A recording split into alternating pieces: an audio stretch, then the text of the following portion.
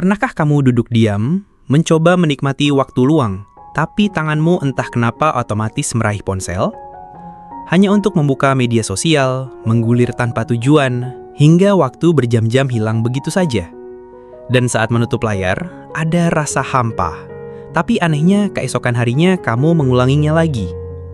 Di zaman sekarang, banyak orang tidak sadar bahwa otak mereka sedang mengalami fenomena yang diam-diam menggerogoti kemampuan berpikir, menurunkan fokus, dan merampas waktu hidup yang berharga.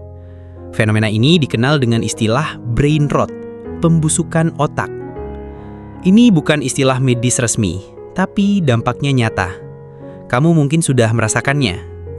Sulit fokus meski hanya untuk membaca satu halaman buku. Mudah lupa bahkan pada hal-hal sederhana. Gelisah ketika tidak ada notifikasi baru. Dan yang paling bahaya, otakmu mulai terbiasa hanya dengan hiburan instan. Hari ini kita akan membongkar mengapa brain rot terjadi, apa tanda-tandanya, dan 3 langkah konkret yang terbukti secara ilmiah untuk menyembuhkannya. Bukan hanya agar kamu lebih fokus, tapi agar otakmu kembali tajam, tenang, dan terkendali.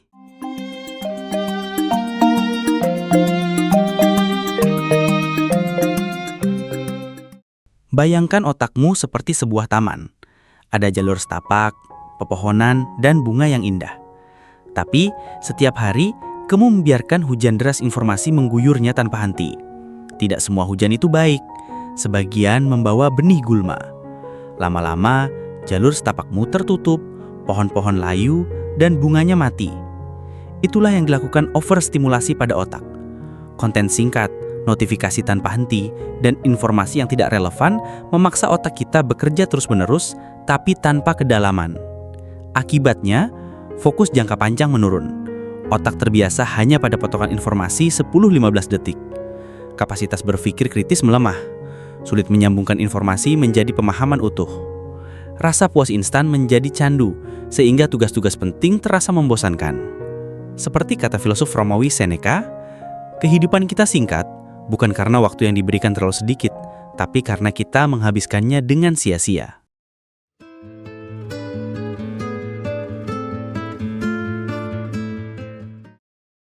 Kebanyakan orang tidak pernah sadar bahwa mereka sedang mengalami brain rot, pembusukan otak secara perlahan. Bukan karena mereka bodoh, tapi karena prosesnya terjadi diam-diam. Seperti karat pada besi yang menggerogoti sedikit demi sedikit, hingga satu hari kita sadar, kemampuan berpikir kita sudah tidak seperti dulu. Masalahnya, tanda-tanda ini sering disamarkan oleh kebiasaan yang kita anggap wajar. Padahal kalau kita mau jujur pada diri sendiri, sinyal-sinyal ini sebenarnya sudah ada di depan mata. Mari kita lihat satu persatu dan tanyakan pada diri kita, apakah ini sedang terjadi padaku? 1. Autopilot di waktu luang. Bayangkan ini, kamu baru saja menyelesaikan tugas, menutup laptop dan berkata pada diri sendiri, akhirnya ada waktu untuk istirahat. Tapi sebelum sempat memikirkan mau ngapain, tanganmu secara otomatis meraih ponsel. Jari-jarimu membuka aplikasi media sosial, bahkan mungkin kamu tidak sadar sedang melakukannya. Itulah mode autopilot. Otakmu sudah diprogram untuk mengisi setiap jeda waktu dengan stimulasi cepat. Tidak ada ruang hening, tidak ada jeda untuk bernapas. Hanya scroll, sampai kamu lupa mengapa membuka ponsel sejak awal. Masalahnya, ini bukan sekedar kebiasaan. Ini adalah kondisi terlatih di mana otak tidak lagi nyaman tanpa distraksi. 2. Gelisah tanpa stimulasi. Coba lakukan eksperimen sederhana. Matikan ponselmu, duduk diam selama 5 menit.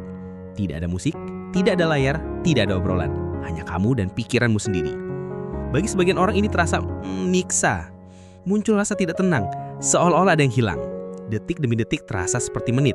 Bahkan pikiran mulai mencari-cari alasan untuk segera mengisi kekosongan itu. Inilah tanda bahwa otakmu sudah ketagihan stimulasi cepat. Sama seperti tubuh yang gelisah jika tidak mendapat kafein, otak pun bisa craving terhadap dopamin instan dari notifikasi dan hiburan singkat. Dan seperti candu, kebutuhan itu terus bertambah. 5 menit diam menjadi 10 menit penderitaan. 3. Produktivitas menurun drastis. Pernahkah kamu merasa tugas sederhana, membalas email, membaca dokumen, atau membereskan meja, tiba-tiba terasa berat sekali? Kamu menunda-nunda, memikirkan terlalu banyak hal sekaligus, lalu merasa lelah bahkan sebelum memulai. Ini adalah efek dari fokus yang terkikis. Otak kita seperti otot. Jika terlalu sering diberi beban ringan, scrolling, menonton video singkat, ia kehilangan kemampuannya mengangkat beban berat, pekerjaan mendalam, pemikiran kompleks. Akibatnya, pekerjaan yang dulunya kamu bisa selesaikan dalam 1 jam, kini terasa seperti mendaki gunung. 4. Kehidupan terasa stuck.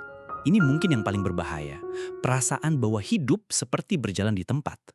Hari demi hari berlalu, kamu merasa sibuk. Tapi kalau ditanya, apa pencapaianmu bulan ini?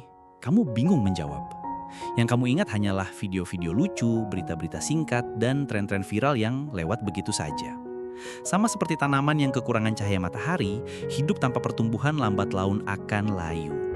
Dan brain rot membuat kita lupa bahwa kita pernah punya mimpi, pernah punya tujuan, pernah punya keinginan untuk berkembang. Kenapa ini bisa terjadi? Kita sering berpikir masalah ada pada waktu. Aku tidak punya cukup waktu untuk fokus. Padahal yang sebenarnya hilang bukan waktu, tapi kapasitas fokus itu sendiri. Kamu masih punya 24 jam sehari, sama seperti orang-orang yang produktif. Bedanya, sebagian besar energimu sudah habis tercecer di hal-hal yang tidak memberi nilai jangka panjang. Kabar baiknya, jika kamu merasa beberapa tanda ini terjadi padamu, bukan berarti semuanya terlambat. Otak kita punya kemampuan luar biasa yang disebut neuroplastisitas. Ia bisa membentuk ulang jalur pikirannya, bahkan setelah bertahun-tahun terbiasa pada pola yang buruk. Tapi sebelum kita masuk ke cara memperbaikinya, ada satu langkah yang sangat penting. Membalik pola pikir tentang bagaimana otak bekerja. Karena kalau kamu masih percaya bahwa otak bisa bekerja optimal sambil dijejali distraksi setiap menit, kamu akan mengulang kesalahan yang sama. Seperti membersihkan rumah. Kamu harus tahu dulu di mana letak sumber debunya.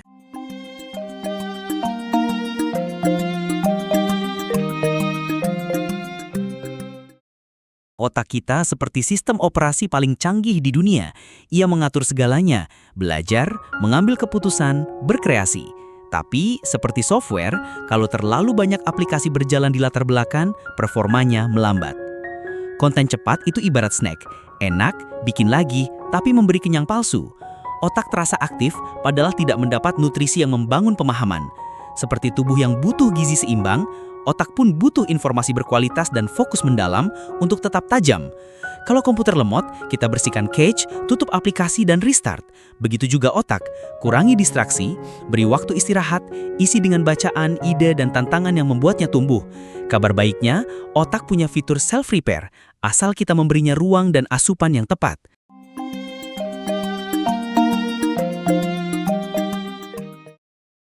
3 langkah menyembuhkan brain rot. 1. Meditasi mindfulness, latihan fokus yang terbukti secara ilmiah. Banyak orang membayangkan meditasi harus duduk bersila di gunung selama berjam-jam. Padahal, mindfulness sesederhana menyadari momen saat ini tanpa menghakimi. Contoh sederhana, duduk tenang, rasakan udara masuk dan keluar lewat hidung, atau dengarkan satu suara di sekitar, biarkan pikiran fokus padanya.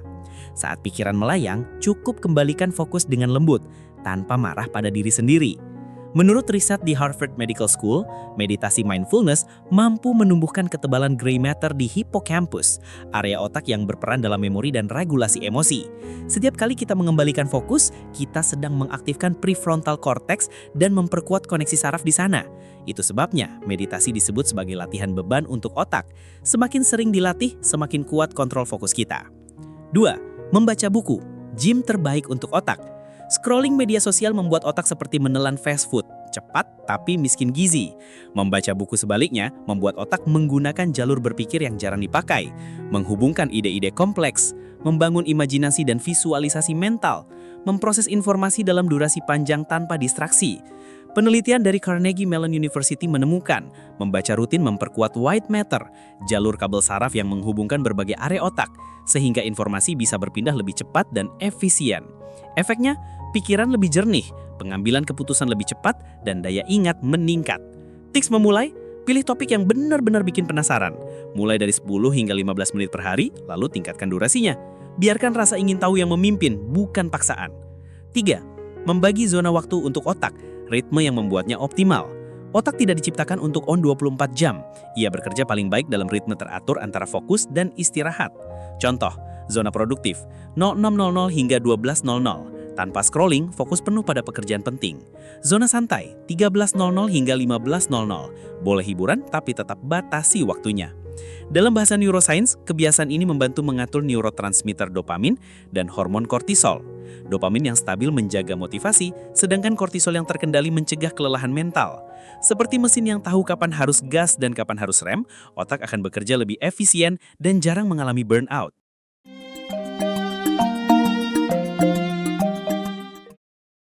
Brain rot adalah penyakit sunyi zaman kita. Ia tidak akan hilang jika kita pasrah dan membiarkannya menggerogoti pikiran. Kabar baiknya, otak punya neuroplastivitas, kemampuan luar biasa untuk berubah, belajar ulang, dan pulih, tidak peduli berapa lama ia tersesat. Setiap kali kamu memilih untuk fokus, membaca, atau mengatur waktu dengan sadar, kamu sedang menyapu debu dari lorong pikiran dan menanam kembali bunga-bunga ide di taman otakmu. Viktor Frankl, psikiater yang selamat dari kamp konsentrasi Nazi, pernah berkata, antara rangsangan dan respons ada sebuah ruang. Di dalam ruang itu terletak kekuatan kita untuk memilih respons kita. Dan di dalam pilihan itu terletak kebebasan dan pertumbuhan kita. Ruang itu selalu ada di dalam dirimu. Dan hari ini kamu bisa memutuskan untuk menggunakannya, untuk mengambil kembali kendali, satu pilihan kecil demi pilihan kecil, hingga pikiranmu kembali jernih dan hidupmu kembali bergerak maju.